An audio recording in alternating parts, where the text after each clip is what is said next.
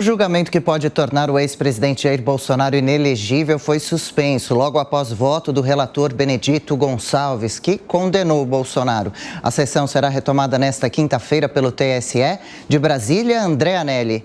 A segunda sessão do julgamento chegou ao final cerca de 3 horas após o início. O ministro Benedito Gonçalves, que é o relator do caso, votou pela inelegibilidade do ex-presidente Jair Bolsonaro por 8 anos. A particularidade do abuso de poder político está na utilização do cargo de presidente da República para a consecução das finalidades eleitorais ilícitas no evento de 18/7 de 2022. O desvio de finalidade não se limitou ao uso de bens e serviços públicos, pois o que mais sobressaiu na ocasião é que, de fato, torna o evento no Palácio da Alvorada um episódio aberrante.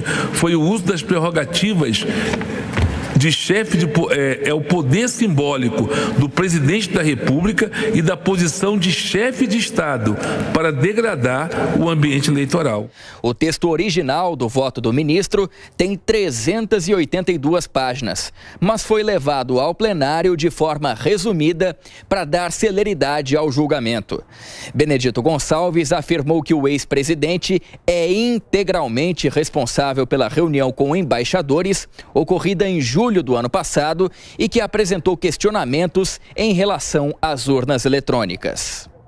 Essa atuação consegue com a estratégia da campanha de ataque à credibilidade das urnas eletrônicas do TSE para mobilizar bases eleitorais.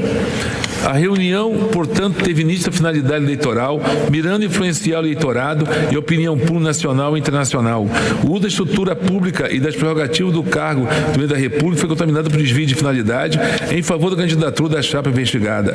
Transmissão para a TV Brasil e redes potencializou o alcance da desinformação. A estratégia de descredibilização das urnas eletrônicas e os ataques à justiça eleitoral contribuíram significativamente para estimular a não aceitação dos resultados eleitorais por parte da população.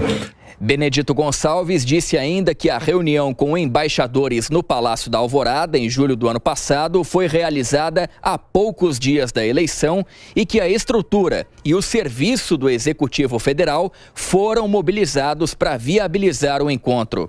Ou então, o primeiro investigado também explorou de forma assintosa sua competência privativa relativa ao Comando Supremo das Forças Armadas, para em flerte nada discreto com golpismo, insinuar que o convite para a Comissão de Transparência colocava os militares como garantes da lisura eleitoral, inclusive por meio de seu Comando de Defesa Cibernética, e que poderiam atuar para que o ocorrido nas eleições de 2018, ou seja, a adulteração de votos, não viesse a ocorrer novamente.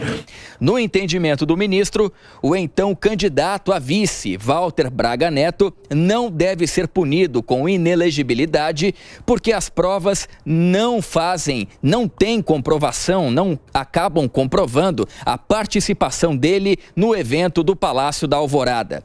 Benedito Gonçalves também defendeu a permanência no processo da minuta encontrada na casa do ex-ministro Anderson Torres no dia 13 de janeiro.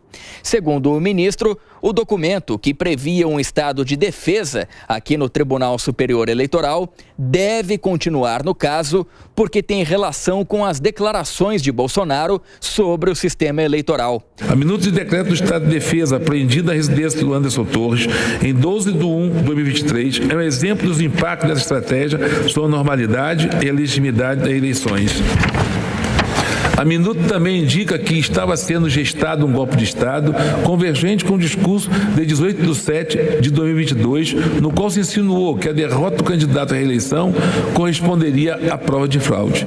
O próximo a votar será o ministro Raul Araújo. Ele tem sido a principal esperança do ex-presidente da República por um pedido de vistas que pode paralisar o julgamento por até 60 dias. A retomada desse julgamento com a próxima sessão está marcada para esta quinta-feira. De Brasília, André Anelli.